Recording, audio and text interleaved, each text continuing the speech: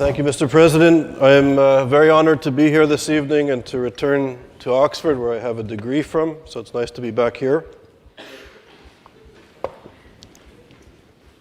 I'd like to start by telling you a Chinese proverb, and the proverb states that you cannot wake up a dog that's pretending to sleep. Martin Luther King spoke about how we were sleeping through a revolution during the civil rights movement when the academics and the media and the politicians of the moment in the 1950s and early 60s didn't wake up to a changing society. And today, ladies and gentlemen, as you know, as leading scholars, as some of the really impressive speeches we heard this evening from the floor, is that we are in the midst of a revolution. It's a revolution sweeping the world. And when I came in this afternoon, to the Oxford Union, I saw a photo on the wall of Albert Einstein, who came here in this very hall and spoke.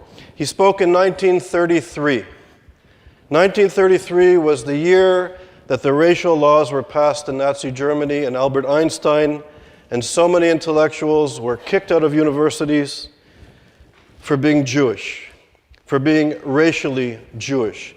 And what nobody has spoken this evening about is anti-Semitism.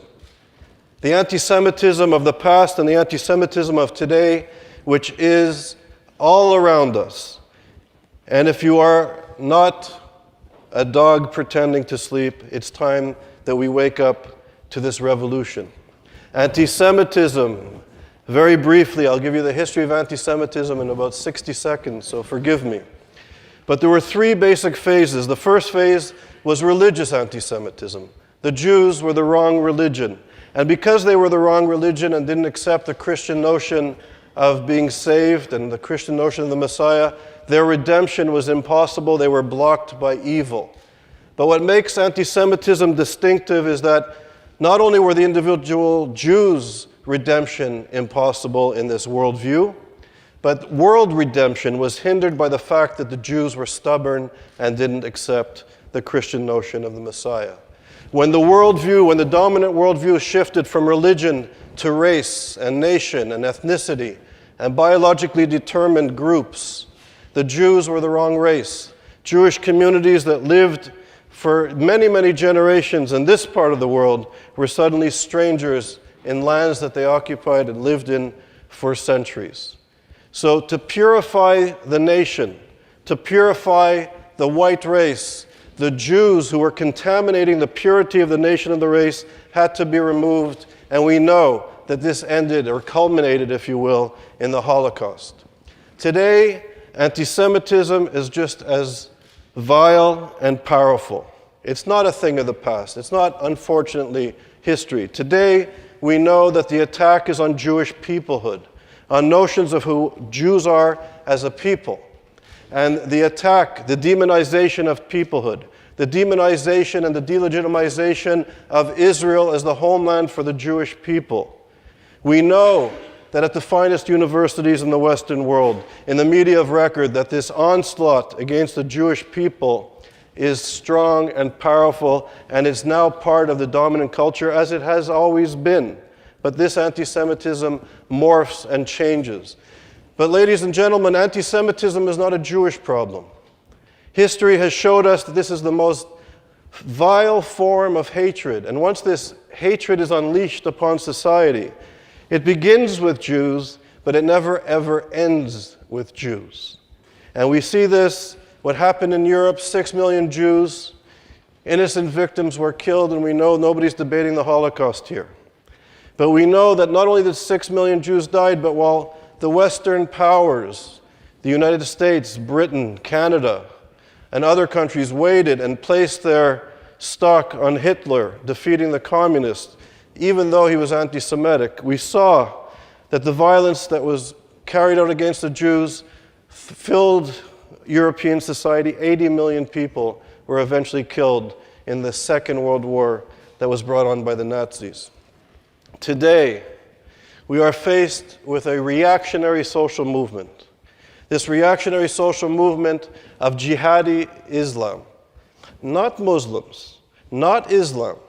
And I want to be very clear, but radical, reactionary, jihadist, Islamist social movement, which is using European anti-Semitism, the protocols of the Elders of Zion, and as the central component of this reactionary social movement that is not only anti-Semitic and wants to openly and calls openly for the extermination of the Jewish people, the destruction of the State of Israel, it's also sexist, it's anti-Christian, it's homophobic, it's anti-democratic. It wants to place democracy and universities with another system that does not allow all of us to be equal under one legal system. And we in the West, no thank you, we in the West remain silent, creating a vacuum for the people like Le Pen and Trump to perhaps fill. But it's this anti-Semitism, the focus on Israel, the focus on the Zionists, the focus on the occupation, the focus on Netanyahu, while 300,000 Syrians are being annihilated, 12 million refugees. Yesterday there was a massacre at a university because women and young men dared to study certain subjects which is contradictory to this reactionary totalitarian movement. It uses Holocaust denial.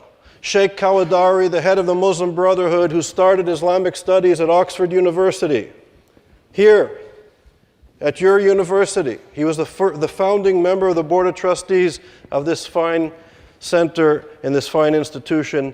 He calls for the continued annihilation of the Jewish people. He said that all believers have to finish the work of Hitler.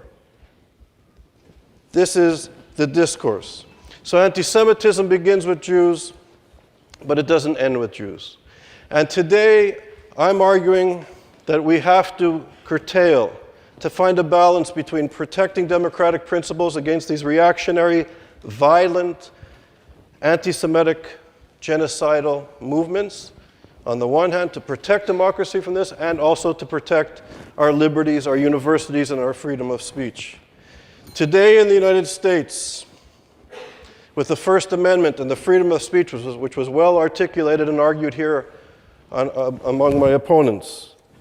Today, the United States of America, with the guarantee of the First Amendment and free speech, is the home of this international, interconnected internet, the domains of hate groups, the domains of the internet domains of Islamists who are calling not only for the destruction of people and the murder of people and calling for another Holocaust openly and unequivocally, they also use the internet and these echo chambers, as was stated earlier, to carry out their deeds.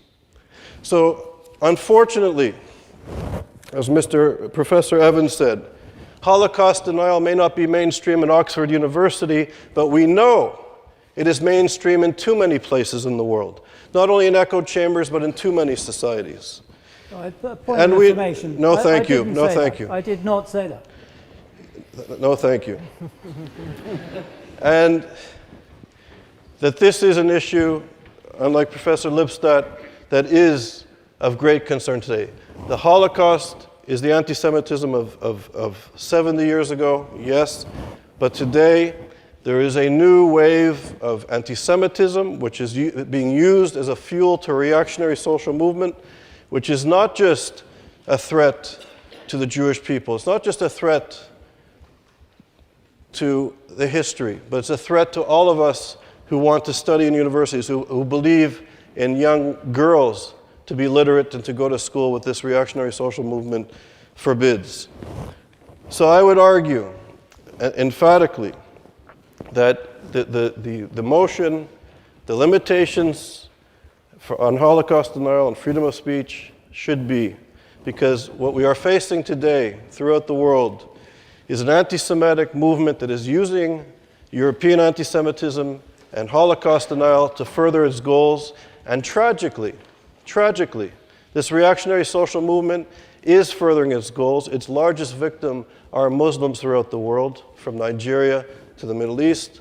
And this attack on our democratic principles must be stopped, and anti-Semitism and Holocaust denial in the contemporary context, not of 15 years ago or 70 years ago, must be confronted and understood by all of us. Thank you.